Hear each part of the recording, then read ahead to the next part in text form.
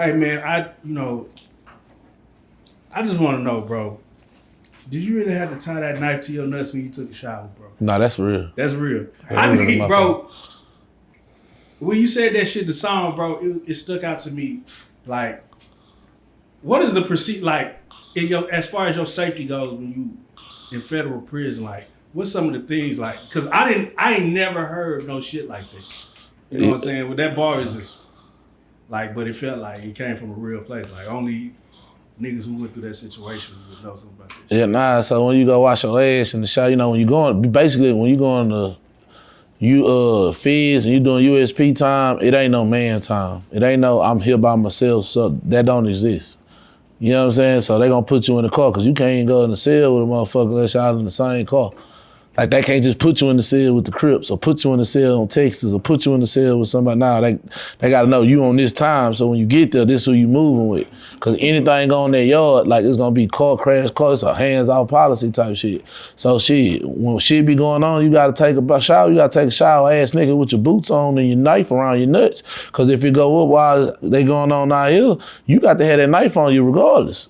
Like that's law of the land. Like that knife is your driver's license. Your paperwork and that knife is your driver's license. Your ass can't walk their yard. You know what I'm saying? Because if something happened to your homeboy, I don't care about you fighting and shit. They putting in knives and whoop, whoop, whoop, and then you ain't got nothing on you and this, that, and other. When your car gonna run your ass up, you finna be in the shoe. They gonna put that knife on your ass because you ain't had your knife when the shit went up.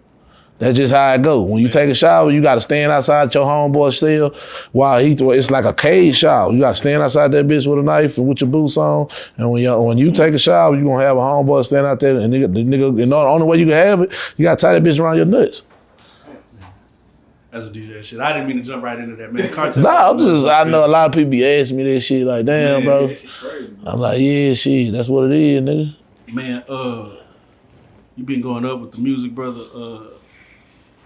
When you got out this time, what was your main mission? You know what I'm saying? What was your main focus? What did you know? Man, I had wanted to be able to take care of my daughter, fam. Like, I really didn't.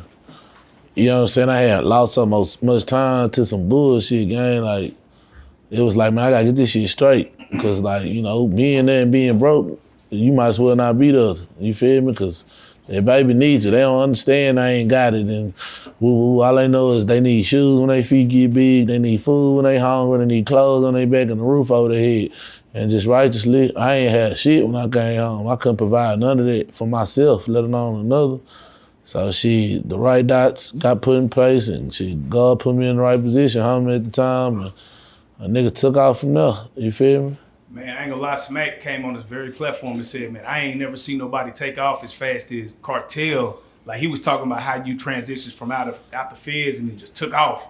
How long did it take you to turn up like that? It seemed like damn near instant, it seemed like. Nah, it's really the point of like niggas be feeling like they got time to sit down. First of all, everybody making the same trash ass music. Right. And a nigga ain't trying to sound like the wave. I don't care what the wave is. I'm not trying to sound like what's cool. Like, people coming to hear Bo, they're not coming to hear you or me sound like you. Or they want to hear that shit. They want to hear this shit. You feel me? They want to wake up feeling like they hit for a bag. That's what hit for a bag is, a movement. I make bag music. I don't make music. When you hear me, you want to go get some money. Right. You know what I'm saying? Or you got the money. Yeah. And you on the road. Yo, you was broke last night, and when you wake up, the money in your face, you don't know how that feels. Like, you got to, you know what I'm saying? And when you're a street nigga, when you hit for a bag and you been broke all this time, and you wake up, you got that sack next to you, boy, that's the best feeling in the motherfucking world. Like, it could be 30, 40, you don't feel like a millionaire because you ain't had it. You been fucked up. That shit mean that. You know what I'm saying? That's crazy because one of the things that you highlight is you put other fellas on. You know what I'm saying? It's a lot of shit that you do for the community. Yeah, nah, because like you gotta think about it, gang. Like 85% of the cases that's in prison is because people was broke or people was poor. It was Proverbs. Like 85% of the prison sentence cases, when you boil down to it, the result of it was money. You know what I'm saying? Whatever they was doing, it was about some money. Then you got the 15% that's emotional cases. You know what I'm saying? Domestic shit, or motherfucker shooting a motherfucker for playing, or fighting, assaults and shit like that. But most niggas go to jail about some money. So shit, how do you stop your people from going to jail? How you fight recidivism? You put them in a position to make some money. How do you win? You make some money off them making money. So who win? Everybody win. You feel me? You know, we live in a society now where everybody look down on a 9-to-5 person. They're always talking bad about the nigga that don't got money like Man, I ain't gonna lie. A couple months ago, I down there got in my own truck and started pulling my own loads because you get tired of dealing with bullshit drivers, bro.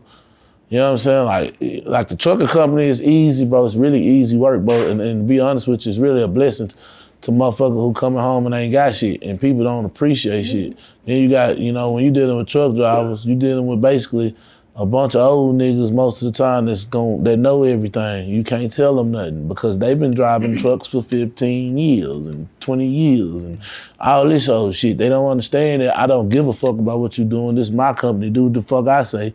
And we going like they don't get that part. You feel me? Like I respect the experience and shit, but it's the reason I bought and own my truck with my company and you trying to drive.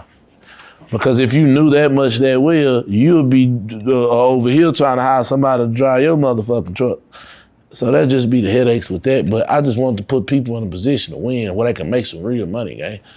Now, I want to hand it to you because, like I said, for the past year or so, like you've been really in your like business bag, like trying to create businesses, opportunities for different people. What made you want to just be a boss and not like a silent partner? What made you want to just deal with the people directly? Like, cause you know most people would invest and then like, you got that, I'm gonna do this.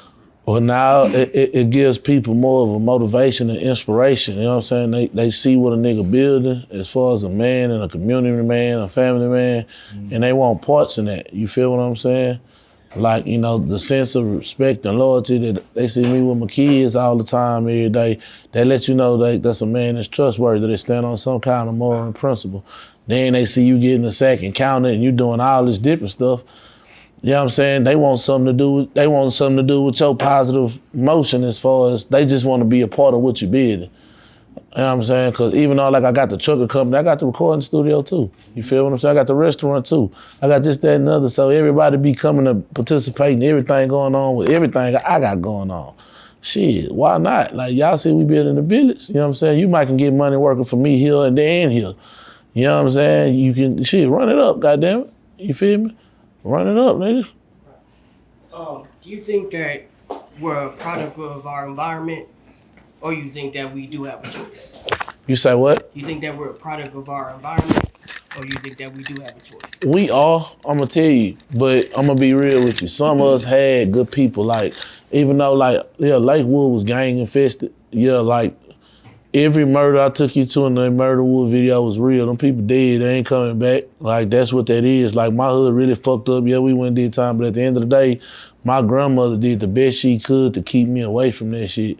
But just so happened, she lived in the heart of the hood, gang. She lived there my whole life, you know what I'm saying? Like, she wanted a nigga away from that shit. That was the point of her sending a nigga to my mama's house for a couple months, but you know, nigga get to beating on her grandbaby and shit. She, brain hell nah, fuck that, come home. You know what I'm saying? And, you know, that's why when I say the people have a choice, everybody have a choice. You know what I'm saying? It wasn't a point to where, you know, niggas getting killed if they ain't joining this or they doing that.